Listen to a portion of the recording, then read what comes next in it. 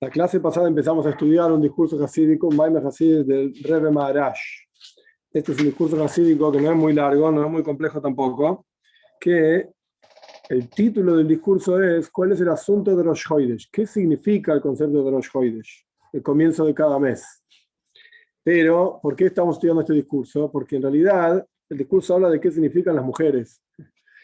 El discurso explica, empezamos a explicar, no lo terminamos por supuesto, Dios mediante hoy vamos a avanzar. El discurso plantea cuál es todo el asunto de la historia del becerro de oro. Sabemos que las mujeres, así nos cuentan los Jajomim, nuestros sabios, así aparece en los Midrashim, las mujeres no participaron de todo el asunto del pecado del becerro de oro.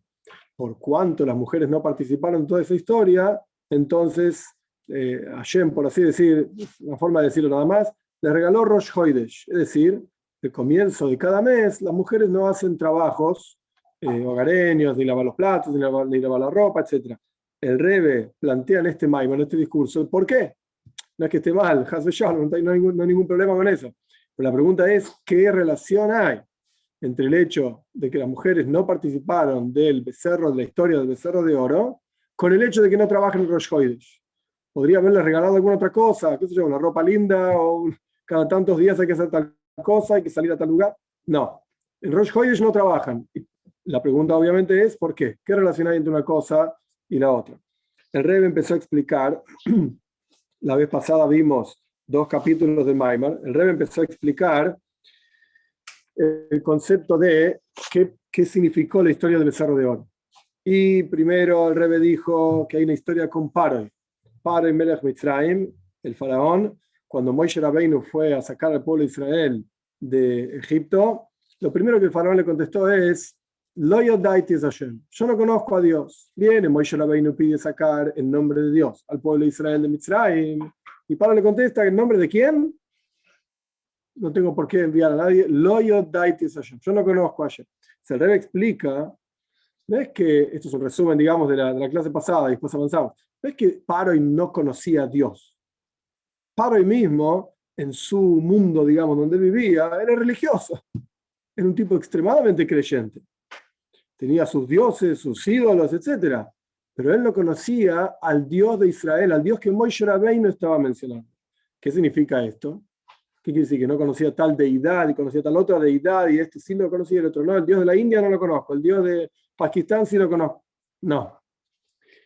Moshe Rabbeinu venía en nombre de Havaye. Havaye significa, es la forma simplemente coloquial de referirnos al nombre de Hashem de 4 letras. Una Yud, una Hei, una Vav y una Hei. Esto representa Haya, Hoy, Bebe, fue, es y será, todo al mismo tiempo, o sea, el infinito.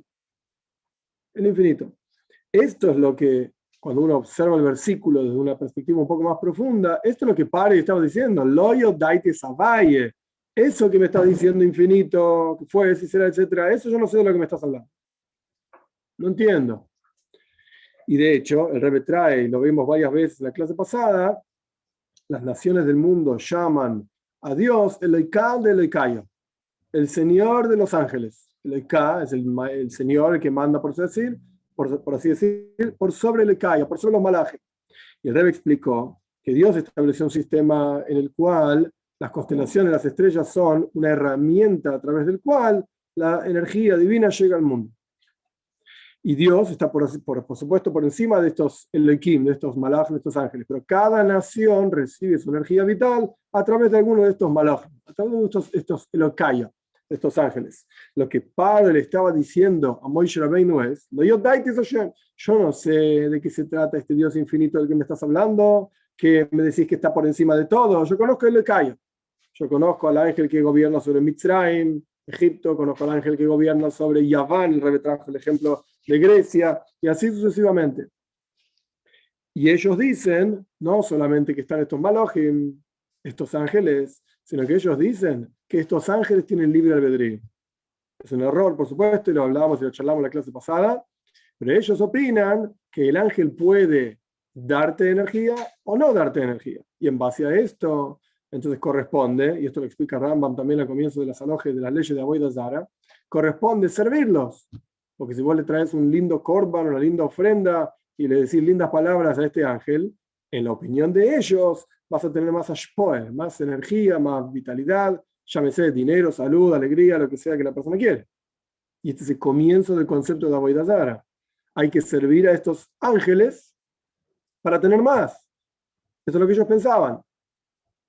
Por eso, cuando, de vuelta, Moishe Rabbeinu fue hacia Paroi, y con esto vamos a comenzar en el texto de vuelta, Moishe Rabbeinu va hacia Paroi para dejar salir al pueblo de Israel en nombre de Abaye, de Eloiká, de Eloikaya, es decir, el Señor que está por encima de estos malachim. Y Paro le dijo, no sé de lo que me estás hablando, yo tengo al malach de Mitzrayim, al ángel que gobierna Mitzrayim. En el Sefer Daniel está mencionado varios malachim sobre varios pueblos, 70 malachim, 70 pueblos, al final de Payas Noyas también. La cuestión es que Paro dijo, yo tengo mi ángel. Yo tengo aquel que me da a mi ashpoe, mi energía. Y la realidad es, terminando el resumen ahora sí realmente, que son que Garzen Boy. Son como un hacha en manos del leñador. El hacha, lo único que hace es una herramienta para ayudar al leñador a bajar un árbol. Con las manos no vamos a poder romper un árbol, cortar un árbol. Entonces tenemos el hacha. Pero a nadie se le ocurre decir que el hacha cortó un árbol. Es el leñador el que cortó el árbol, a través de un hacha, pero es el leñador el que cortó el árbol. De la misma manera, el Rebbe lo explica en la clase pasada, nadie puede decir que es el ángel tal o cual el que realmente da, es la fuente de energía para tal o cual pueblo. Es Dios. A través de un malach, a través del ángel. ¿Por qué es así? Porque Dios estableció el sistema así. ¿Cuál es el problema? Podría haberlo establecido de otra manera. Preguntaríamos de la otra manera también. ¿Por qué? Imaginame. Es verdad. Se puede. Pero el punto es que el sistema funciona así, y esto es lo que Paroi, digamos, discutió con Moshe Rabbeinu. Ahora sí, avanzando en la cuestión, en lo que sería el tercer capítulo, el Rebbe plantea que es un grave error, es un error realmente en manos de estos pueblos, digamos, naciones o personas que dicen que Dios no es más que el Eloiká de Eloikaya, que el Dios es el Señor de los señores. ¿Cuál es el problema con esto? Porque si nosotros vamos a decir que Dios es el Señor por sobre los señores, pero los señores tienen libre albedrío, etc., tenemos un grave problema. Hashomayim, es un versículo, un pozo. Hashomayim, Shomayim Lashem, los cielos son los cielos para Dios, y la tierra se la entregó en manos de los seres humanos. Es decir, Dios no está involucrado en los asuntos del mundo. Se fue a pasear, se fue a dormir, se fue a comer o lo que sea, y no está ocupado de los asuntos materiales del mundo. Y en la opinión de ellos, esto en realidad es una virtud de Dios. Dios es tan elevado y tan espiritual y está en el Shomai, en los cielos, que se va a ocupar de un pequeño gusano como yo. Como dijo David Amelech, Parush, yo soy un gusano, le dijo a su suegro, yo, ¿qué tengo que ver yo? No soy nadie, no soy nada. Cuando dije, yo soy un gusano, no soy un ser humano. Varias veces dijo David Amelech, no es nadie, no es nada, etc. Entonces, si Dios es tan espiritual y tan elevado, ¿qué tiene que ver conmigo? No se va a ocupar de mí. Yo no soy un nada. Entonces, con esta idea, lo que quieren hacer es apartar a Dios del mundo material. Decir que no tiene nada que ver con nosotros. Y esto es un error. ¿Por qué es un error? Si antes trajimos un paso, un versículo, Shomayim, Shomayim, Hashem, no sale bien. Los cielos son los cielos para Dios y la tierra la entregó en manos de los seres humanos. Aparentemente es real. Entonces ahora le trae otro versículo para explicarnos que eso no es así. El versículo dice, lo decimos en el Hallel, cada vez que hay Rosh Chodesh justamente, o Yom Tov, Hamagvi la Shaves, Hamashpili la Bashomayim Oaretz. El versículo dice que Dios es Magvía, se eleva, Magvi la Shaves, para asentarse en los cielos, etc., una cuestión espiritual, digamos, pero a su vez, Mashpili Bashomayim Oaretz, Él desciende tanto en los cielos como en la tierra. Vamos a ver en el texto ahora en un minutito.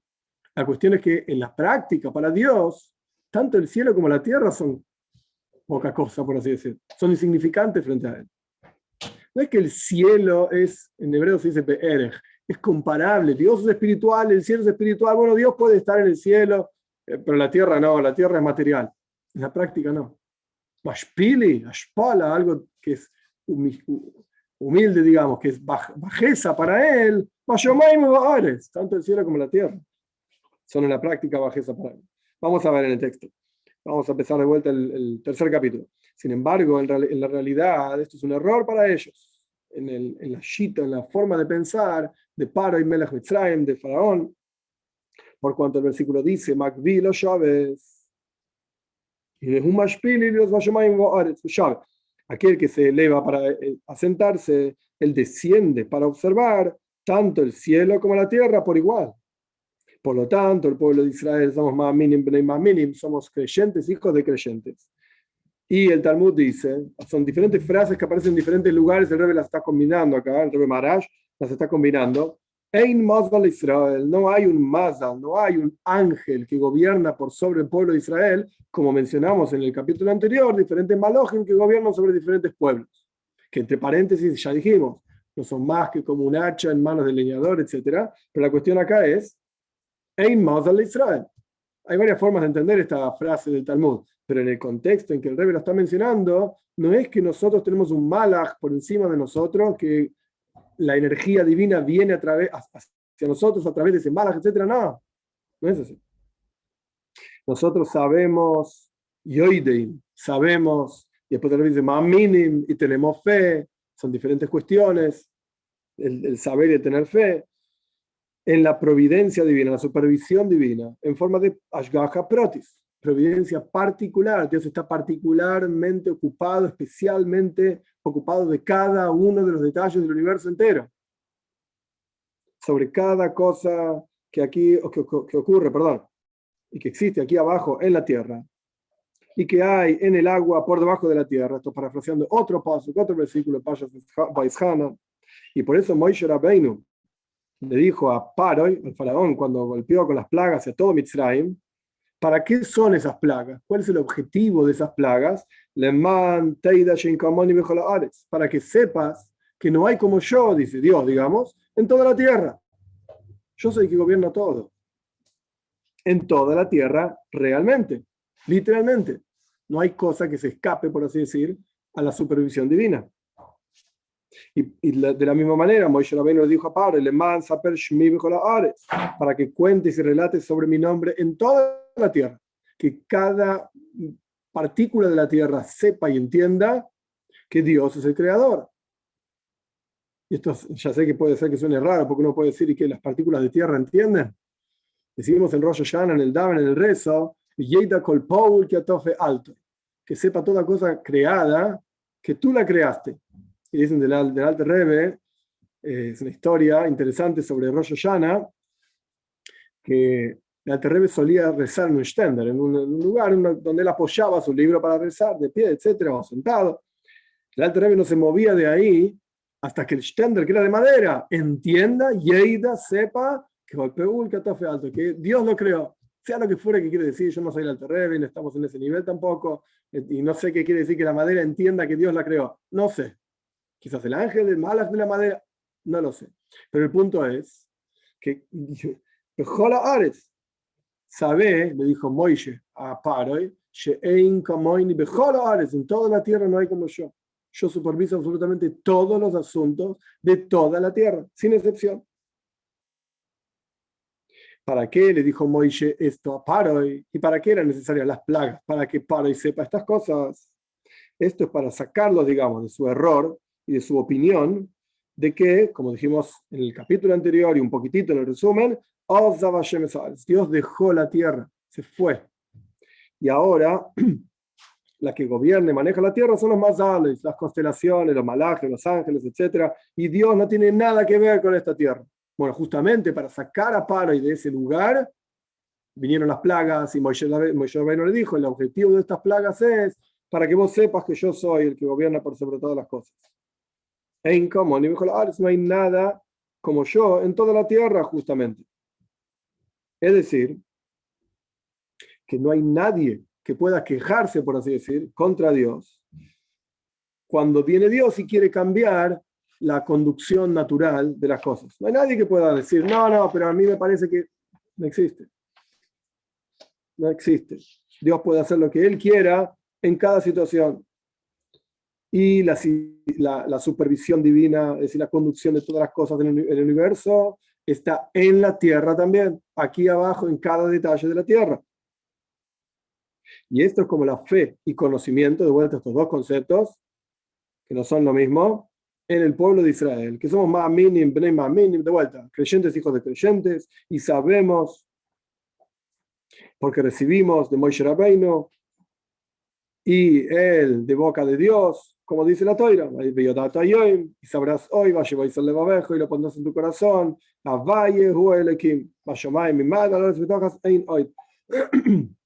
que Dios es el Señor. ¿Qué significa Valle o Elohim? Acá no es el lugar en donde el Rebbe explica esto ampliamente, pero para tener la idea de lo que está haciendo referencia al Rebbe, dijimos antes que el nombre de 4 letras de Hashem, una Yud, una Hei, una Vav y una Hei, representa Haya, Hoy, Veir. Fue ese y será aquello que es trascendental, aquello que trasciende barreras de todo tipo.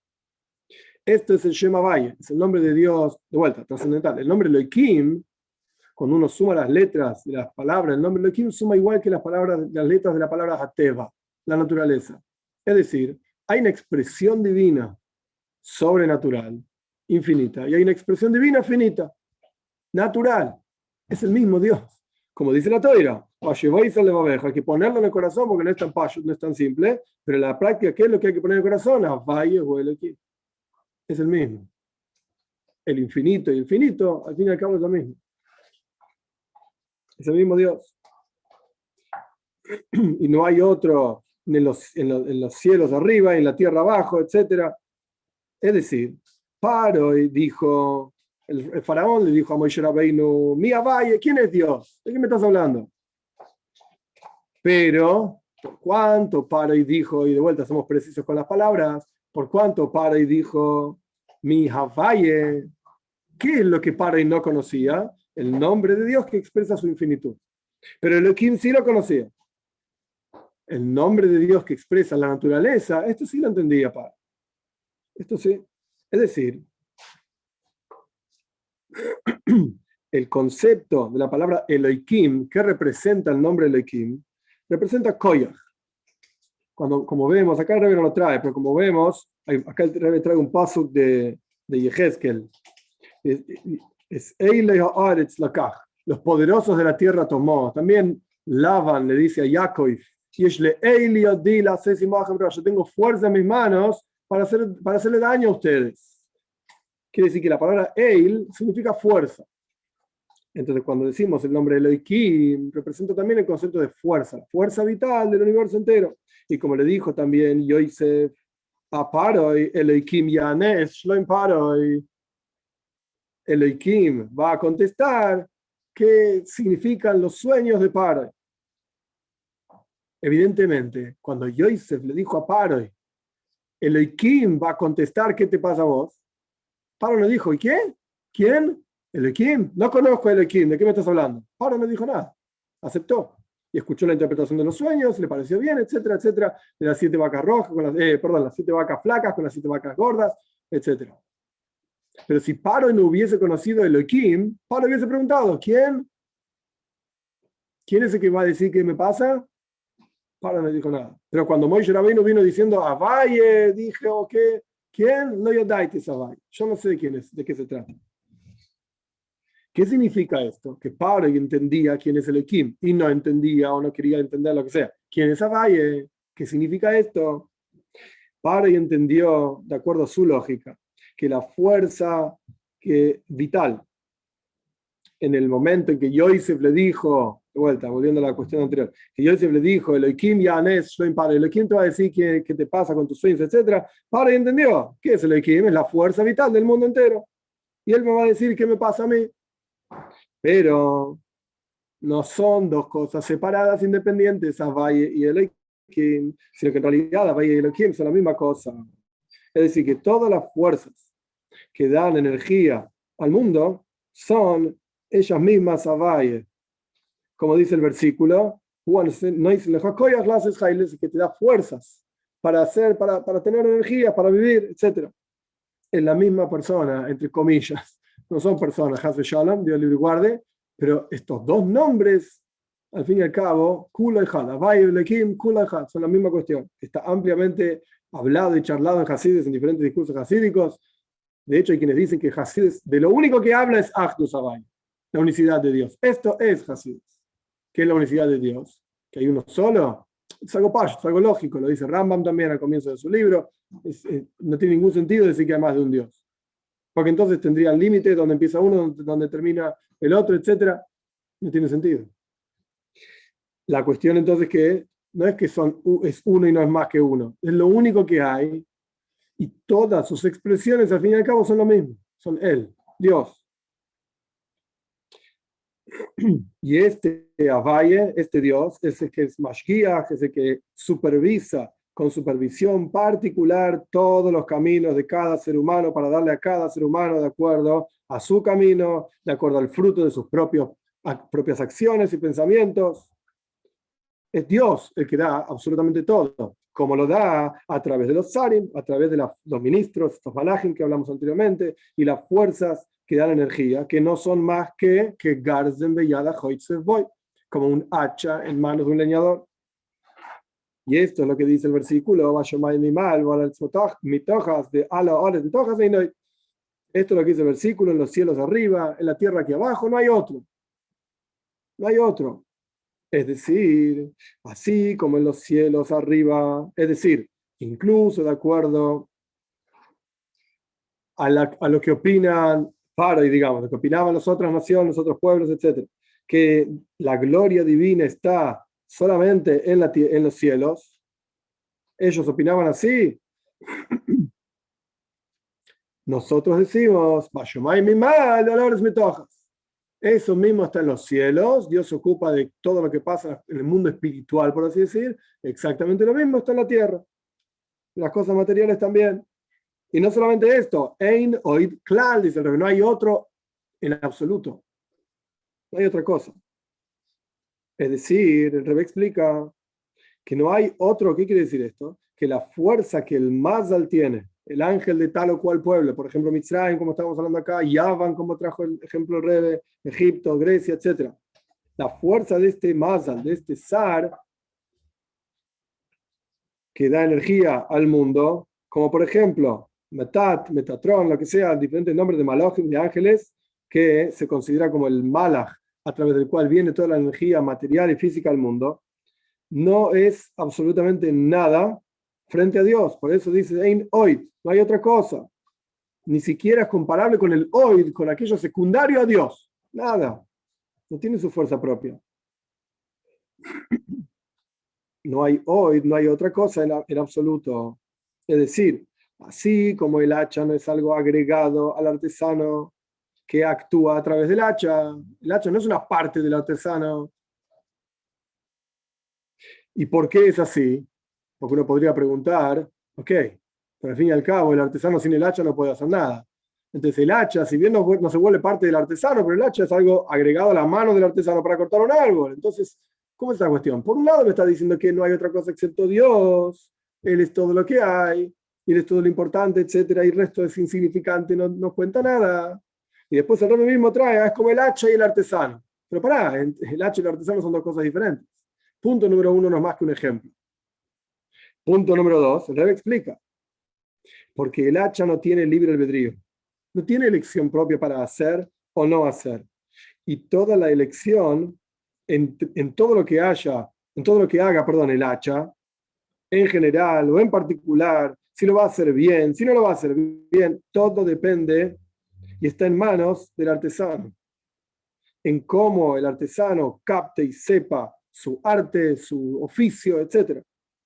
Entonces el concepto del hacha y el leñador, en este sentido, es exactamente igual al concepto de los malojim y Dios. Porque el único que tiene libre albedrío es Dios. Los malojim no. Paro y pensaba que los ángeles tienen libre albedrío. Entonces hay que rezarles, etcétera, como dijimos en la introducción del capítulo de la clase de hoy, perdón. Pero la realidad es exactamente igual que el hacha y el leñador. Así como el hacha no tiene libre albedrío y el único que puede hacer o no hacer es el leñador, de la misma manera, el malaj, el ángel, no tiene libre albedrío y el único que puede hacer o no es Dios. Y por lo tanto, por cuanto el hacha no tiene libre albedrío, por lo tanto, no se relaciona en absoluto el resultado, la acción, con la herramienta. Nadie dice, qué lindo árbol que cortó el hacha. qué hermoso cuadro que hicieron los pinceles. No existe una cosa así. Ningún tonto diría esto. Sino que al único que se le puede decir, sobre quien se puede decir que hizo algo, es el human, es el artesano, es el experto, que a través de los pinceles pintó un cuadro, que a través del hacha cortó un árbol. Él es aquí la gente dice, qué hermoso cuadro que pintó tal o cual artista. Mira la madera que cortó tal o cual leñador, y así sucesivamente. Y aquello que está escrito Ein Uman Belei Keilim, no existe un artesano sin herramientas, o sea que aparentemente el artesano no podría hacer nada sin las herramientas. La idea no es que la herramienta es quien hizo algo. No es así. Sino que sin la herramienta no sale del ocultamiento a la revelación la fuerza y la capacidad del artesano. Y es como si no existiese. Vos tenés un artesano que todavía no pintó ningún cuadro, pero que sabe pintar muy bien, etc. Hasta que no pinte un cuadro, nadie lo va a llamar un artesano, nadie lo va a llamar un artista. Es un ser humano común y corriente. Cuando ese artista pintó con los pinceles y las pinturas, etc., la gente dice, oh, mirá el arte que está en el interior de esta persona. Mirá el arte de esta persona, no necesita... Ahora se ve, antes no lo veíamos, ahora lo podemos ver. Entonces el concepto de esa frase, Ein Uman Beloi Kli, no hay artesano sin herramientas, lo que representa es, la herramienta es justamente una herramienta, valga la redundancia, para que el artesano pueda sacar su capacidad de la revelación, la pueda revelar, se pueda ver, pero no que la herramienta hizo algo, no que tiene libre albedrío para hacer esto o aquello. De la misma manera vamos a entender cada detalle en el mundo material. En los objetos, en los objetos inanimados, en las plantas, en los animales, en los seres humanos. A pesar que cada una de estas especies en general y cada individuo, digamos, de esta especie en particular, tiene una fuerza y una energía vital particular. No es lo mismo la energía vital de una piedra que de una planta, que de un animal, que de un ser humano, son todos diferentes. Aún así, no son algo agregado a la esencia misma de Dios. De vuelta, estamos definiendo algo agregado a Dios, algo que tenga libre albedrío además de Dios, o por sobre Dios, lo que sea. Este es el concepto que el Rebbe está diciendo. Como dijimos antes, en Hasidus se habla de Achdus Hashem, y es una avoida, es un trabajo muy largo, isboinenus y meditación, y pensarlo una y otra vez, etcétera, como en la práctica, Ein oid milvado, no hay otro excepto Dios, Ein oid, no hay otra cosa excepto Dios. El mundo no es una contradicción, el mundo material, que la Torah misma dice que existe, porque la Torah empieza la Torah misma dice que el mundo existe. Entonces no podemos decir que el mundo no está, pero si lo único que hay es Dios, ¿qué es el mundo? Ok, es verdad, es una avoida, es un trabajo, y es un trabajo arduo, extremadamente arduo, pero Davar Noisaf, algo agregado a Dios más allá de ese trabajo, en este contexto quiere decir, ¿hay algo que tenga libre albedrío por sobre Dios? Incluso si todavía no pudimos, entre comillas, terminar, porque nunca termina, pero no importa, terminar el trabajo de decir, Ein oid milvado, no hay otro excepto él, Ein oid, no hay otro, lo único que hay es Dios, ok, no estoy en esa madreia, no estoy en ese nivel todavía. Pero ¿existe algo que tenga libre albedrío por sobre él? No. Este es el contexto de lo que está hablando el Rebbe en este Maimon. Entonces está el Kli, está la herramienta, está el human, está el experto, digamos, el trabajador. ¿La herramienta tiene libre albedrío? No. Entonces, cuando el trabajador necesita esa herramienta para cortar el árbol, el hacha para cortar el árbol, los pinceles para pintar, etc., el pincel no se transforma en algo agregado al artista. El hacha no se transforma en algo agregado al leñador, de ninguna manera. ¿Por qué? Porque el contexto de lo que estamos hablando es libre albedrío. ¿Tiene la herramienta libre albedrío? No, punto. Entonces no es algo agregado, no es otro, como quien diría, balabais, otro dueño de casa. A ver, ¿qué decís vos y qué digo yo? Tenemos que discutir y llegar a un acuerdo. No, el hacha va a hacer lo que el leñador quiera. 100%. Esto es muy fácil de ver también en el mundo. Nada, uno habla de las cosas que sabe y vive, etcétera, en el mundo de la computación, la computadora siempre hace lo que el programador quiere. ¿Ah, sí? Claro. Vos programaste algo, la computadora es perfecta y cumple exactamente lo que vos programaste. Ahora, si lo que vos programaste no es lo que vos querías, eso es otro problema. Te salió mal, está erróneo, tenés que corregirlo. La computadora hace lo que el programa dice. 100%. El programa está mal, es tu problema, no es problema de la computadora. La computadora tiene libre albedrío, hace lo que quiere. No, no, no, la computadora no hace lo que quiere. La computadora hace 100% lo que vos le dijiste. Y si a vos no te gusta el resultado, es tu problema, no de la computadora. Vos lo hiciste mal. El único que tiene el libre albedrío es el que programó, no la computadora. La computadora es una fiel herramienta. Es un hacha. Hace exactamente lo que el leñador quiere. Es un pincel, hace exactamente lo que el artista, quizás la palabra quiere no es la adecuada, lo que el artista indicó, movió la mano de esa manera y el pincel pintó. Ay, no es lo que yo quería, digamos, no era la intención del cuadro. Ese es tu problema. Vos moviste la mano, el pincel pintó y ya está.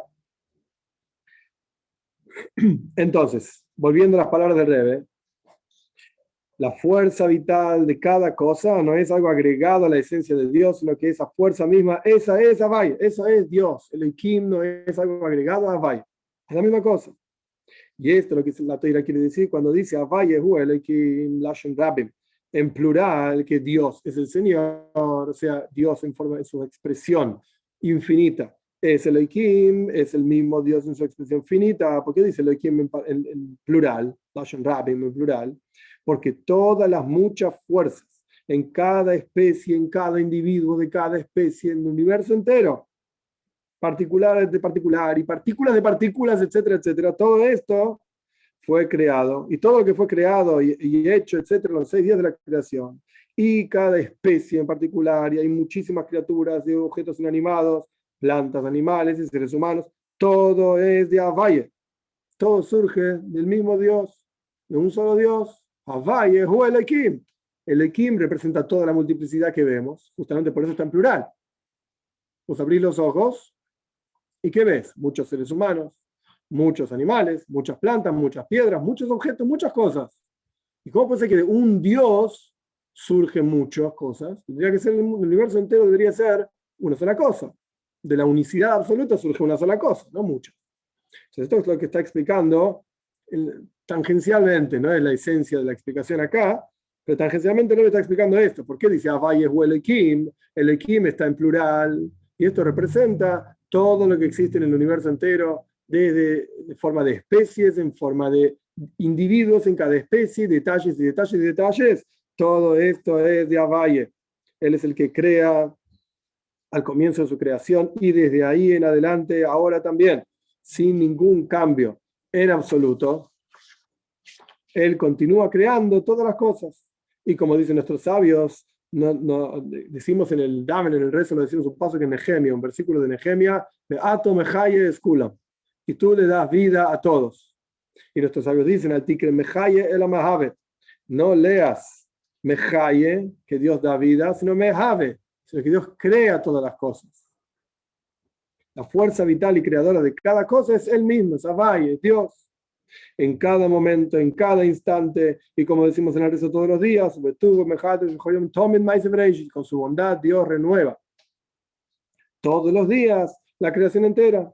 Y en lo que está diciendo el Rebbe y en otros lugares que así es explicado, no es solamente todos los días, una vez por día, sino en cada instante e instante. Y como está escrito sobre este asunto en otro lugar, yo diría en montones de lugares en Hasides, habla de este tema. ¿De qué tema? De que con la bondad esencial, divina, de que su naturaleza, Dios es bueno, entonces su naturaleza es ser bueno, hacer bondad con los demás. Con esa bondad, Dios renueva lo preexistente, lo que ya existía de antes. ¿Qué quiere decir? Que Dios creó en los 6 días de la creación, de la nada absoluta, y Dios va renovando esta creación constantemente, instante a instante, creándola de la nada absoluta de vuelta. Porque la naturaleza de la nada es ser siempre nada. Entonces, si uno saca a esa nada de su naturaleza y la transforma en algo, la naturaleza de ese algo va a hacer retornar a su fuente a hacer nada. Es como una persona cuando habla. La naturaleza es que no sale sonido. Si yo me quedo quieto en un lugar, y cierro la boca, no va a salir ningún sonido. Si yo hago la fuerza de que salga un sonido, todo el tiempo que yo estoy haciendo la fuerza de que salga el sonido, se va a escuchar. En el momento que deje de hacer esa fuerza, se va a dejar de escuchar. El universo todo, entero fue creado con la palabra de Dios por hecho los cielos. Todo el mundo entero está hecho con la palabra de Dios. Entonces, cuando Dios habla, el mundo existe. Dios no habla, entre comillas, del libre guarde, el mundo deja de existir. Y la naturaleza de ese mundo que existe, y esto es lo que está diciendo el Rebbe, es retornar a hacer nada. Volver a hacer la nada, como era antes. Entonces, Dios con su naturaleza de bondad, Él es bueno con los demás y renueva todo el universo que estaba en el instante anterior, y en el instante anterior, y así sucesivamente, todos los días, etc. Y no necesariamente todos los días, sino en cada instante. Solo que, ¿por qué decimos todos los días? Si al fin y al cabo Dios renueva toda la creación en cada instante, ¿por qué decimos en el rezo, y lo decimos más de una vez, 2 veces en el rezo, que Dios renueva con su bondad todos los días? ¿Por qué decimos todos los días? Digamos en el rezo mismo, todos los instantes. El Rebbe explica, porque es cada día que se reconoce, se puede ver ese ishachus, esa novedad. Con la salida del sol, la puesta del sol, el ciclo de las estrellas, de todos los astros, quiero decir. Esto es lo que nos permite ver una diferencia entre un instante y otro instante, entre un día y otro día. Pero no es tan fácil de ver la diferencia entre un instante y el otro, como es fácil de ver la diferencia entre un día y el otro. A pesar de que en cada instante también el sol se va moviendo en el cielo. Pero ¿dónde es Nícar? ¿Dónde se reconoce?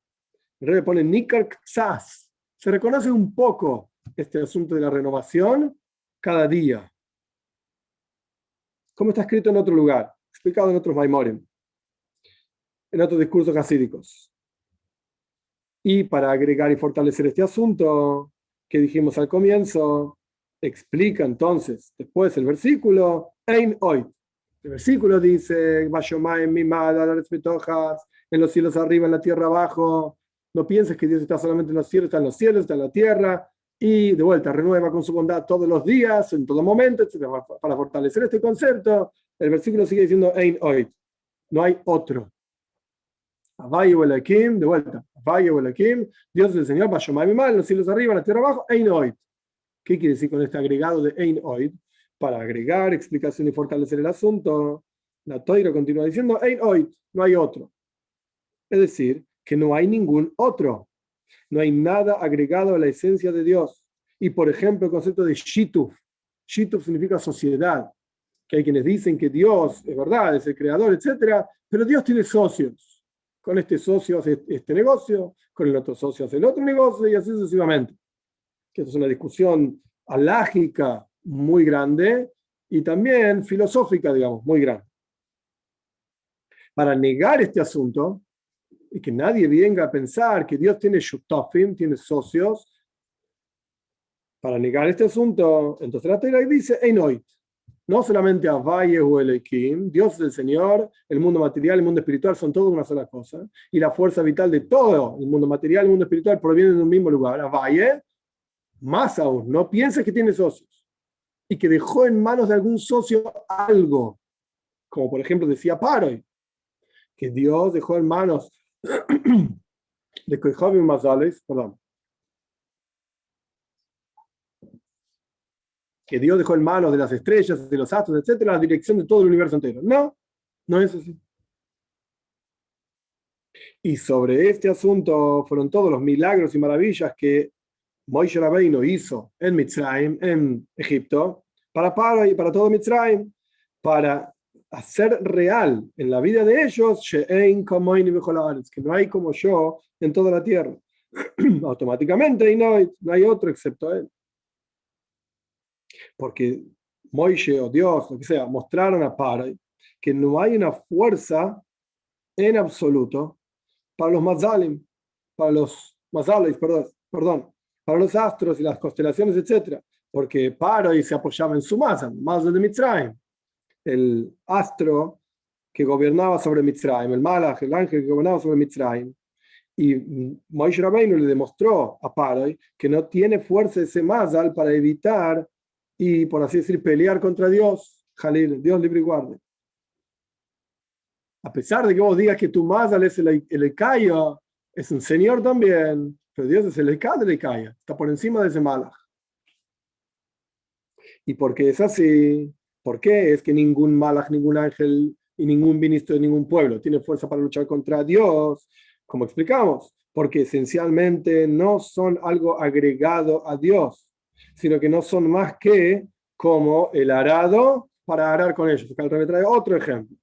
Antes dijo que Garzen como un hacha para el leñador, acá dice el arado para el que está arando su campo, para el labrador.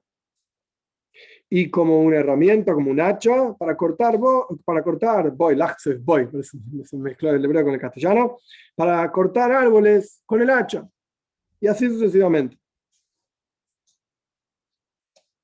Y cuando todos ellos vieron esta realidad y se hizo verdad para ellos, a través de las terribles, tremendas caídas que hizo, tremendas plagas y maravillas que hizo Dios, juicios, etcétera, en Mitzrayim y con los dioses de Mitzrayim, como es sabido que la oveja era una de las deidades de Mitzrayim, y el pueblo judío tomó una oveja el 10 de Nisan, la ató a la pata de la cama y lo cuidaron durante 4 días para el 14 de Nisan degollarlo. Y los egipcios preguntaban, ¿qué vas a hacer con Dios? ¿Cómo con Dios? Sí, con la oveja es Dios. ¿Qué vas a hacer con Dios? A tu Dios lo vamos a agarrar, lo vamos a degollar y lo vamos a comer. Esta es la idea de que Dios hizo juicios contra Mitzrayim, contra los egipcios y contra los dioses de Mitzrayim también. Cuando todos vieron esto, todos creyeron, por lo menos, Lefi Shah, por un momento, a través de que vieron el Mazal de Mitzrayim, vieron que el Mazal de Mitzrayim, que el astro de Egipto, el ángel de Egipto, etcétera, no podía pararse frente a Dios para salvarlos de las manos de Dios. En el momento de las plagas, todos creyeron en Dios. Como dijeron mismo los Hartum de Mitzrayim, los brujos de Mitzrayim, etc. Esto fue el dedo de Dios. Contra esto no podemos.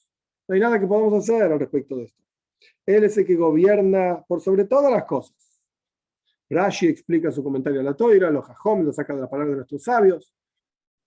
Cuando vino la plaga de Kinim, de piojos, el piojo es algo muy chiquitito, y los Malojim no gobiernan sobre los piojos. Entonces, cuando los Hartumei Mitzrayim, los brujos de Mitzrayim, vieron que la plaga de piojos se venía, estaban los piojos en todos lados, etc. Entonces dijeron, esto solamente lo puede hacer Dios. Porque incluso si nosotros utilizamos las fuerzas de la creación, los ángeles para hacer lo que nosotros queremos, etc., no pueden gobernar sobre esto. Este tiene que ser Dios. Esto es el dedo de Dios, por así decirlo. Y esto lo que quiere decir que, de vuelta, no hay como yo en toda la tierra. E incluso en la tierra, Dios es el que gobierna. Y no es, como dicen ellos, que Dios dejó la tierra. Esto es parafraseando un versículo, en el Miau, creo. No dejó Dios la tierra. Estás equivocado. No es así. No es así. Este es el tercer capítulo. Entonces, vimos acá la idea de que no hay algo adicional, digamos, a Dios. No hay algo adicional a Dios, y todo lo que existe no es más que una herramienta, o los malajim quiero decir, una herramienta a través de la cual Dios hace su creación y genera en este mundo todo lo que Él quiere hacer, etc. Pero en la práctica, ¿de dónde viene todo de Dios? Ya valles, etc. Esto fue en Mitzrayim. Y como el Rebbe dijo recién, vieron y creyeron por lo menos lefi shah, por un instante. Ahora bien, antes de entrar al próximo capítulo, una pequeña introducción. Cuando uno lee el relato del becerro de oro en la Toira, es un relato, por supuesto, triste, dramático, que está pasando cuando no está Moishe, que no viene, que sí viene, Dios le dijo a Moishe que baje, todo muy bien. Pero cuando uno lee con cuidado, la Toira constantemente, Dios le dice a Moishe constantemente, Ha'am, Amcha, tu pueblo. Kishiches Amcha, Leich Rei, le dice Dios a Moishe, baja del monte, Kishiches Amcha, porque tu pueblo pecó, se apartaron, etc. Entonces, ¿qué quiere decir Amcha, tu pueblo? Primero decimos que Dios elige al pueblo de Israel. Eso fue en Matan Torah, en la entrega de la Torah. Y después Dios llama a esta gente, tu pueblo, a Moisés le dice, ¿estas son tu gente? ¿Cómo? Vos los elegiste. Son los hijos de Abraham, Isaac y Jacob. ¿Cómo tu gente? Como mi gente, son tuyos. ¿Qué es lo que está diciendo de Dios a Moisés Rabbeinu? Entonces explican los comentaristas, esto está ampliamente expresado en el comentario de Ramban Nachmanides en la Torah, que en la práctica los que empezaron el becerro de oro fueron el Eirev Rav. Como la Torah cuenta, Begam Eirev Rav ala Itam, Betzon Bakar, montones de personas, mezcolanza de pueblos, salió de Mitzrayim junto con el pueblo de Israel, gente que Moisés Rabbeinu aceptó que se unan al viaje de ellos, por así decir, y evidentemente no se unieron con todo el corazón, digamos, no estaban en el mismo canal que el resto del pueblo de Israel, sino que estaban en otro canal, querían salir de Mitzrayim y salieron junto con el pueblo judío porque era la única forma de salir en ese momento, etc. La cuestión es que se llamaban Eirev Rav, mezcolanza de pueblos enormes. Y entre paréntesis, en el Zohar en muchos lugares está mencionado el Eirev Rav, esta gente, digamos. Y constantemente, obviamente, están mencionados en detrimento de ellos. Si ves una persona, este es el Eirev Rav, el otro es el Eirev Rav también, mira lo que hace, mira lo que dice, etc. Hoy en día no hay nadie que pueda identificar a nadie y decir ese, y señalarlo con el dedo y decir ese es el Eirev Rav. Es un error muy grande. Es un concepto. Es como el Yetzer Hara que tenemos todos en nuestro interior, en la inclinación al mal. Lo podemos llamar el Eirev Rav. Lo podemos llamar, como lo llaman en diferentes lugares nuestros sabios, a Goyshe Bekirbeja. El idólatra que está en tu interior. Yo no soy idólatra, yo no soy no judío. El no judío que está en tu interior, yo no soy no judío, yo soy judío. ¿Qué es esto? Ese Yetzer Hara. Representa la idea de Yetzer Hara. Lo digo entre paréntesis para que nadie confunda las enseñanzas, etc. Nadie puede señalar a nadie aquí. La cuestión es que, de vuelta, como introducción, Moisés Rabbeinu sacó Eirev Rav, una mezcolanza de pueblos enorme cuando salió de Mitzrayim. Esta gente, en la práctica, son llamados Ha'am, el pueblo, en todo el relato del becerro de oro. Ellos son los que empezaron toda la historia del becerro de oro. Posteriormente, el pueblo de Israel también pecó. También pecó, claro que sí. Pero no todos. La Torah dice que Moisés Rabbeinu mató que Shloishes Alpei Ish, como 3.000 personas, y mucha gente murió en una mageifa, en una plaga que Dios mismo mandó. La cuestión es que el Eirev Rav fue el que empezó. Luego siguió el pueblo de Israel. Entonces, acá tenemos a Moisés Rabbeinu demostrándole a Paro y a todo Mitzrayim que en Kamoni no hay como yo en toda la tierra. Y todos creyeron en esto por un momento. Pero, continuando con el próximo capítulo, el Eirev Rav quisieron después negar esto. En la mente de ellos, ahora vamos a ver el detalle, probablemente no lo veamos todo hoy en la clase de hoy, pero vamos a empezar por lo menos. En Mitzrayim, todo el mundo creyó en esto. Dios es el que manda. Pero en la mente del Eirev Rav, ellos estaban acostumbrados y ellos tenían su forma de pensar las cosas, es que, como dijimos antes, es el Mazal el que gobierna. Son las constelaciones las que gobiernan por sobre nosotros. Y Dios es el Kadelekhaya, es el Dios por sobre todos los otros ángeles y está ahí arriba ocupado en las cosas espirituales. No tiene nada que ver con nosotros. Pero no viste en Mitzrayim que él hizo lo que quería, que con los piojos, que la tierra, que lo que sea.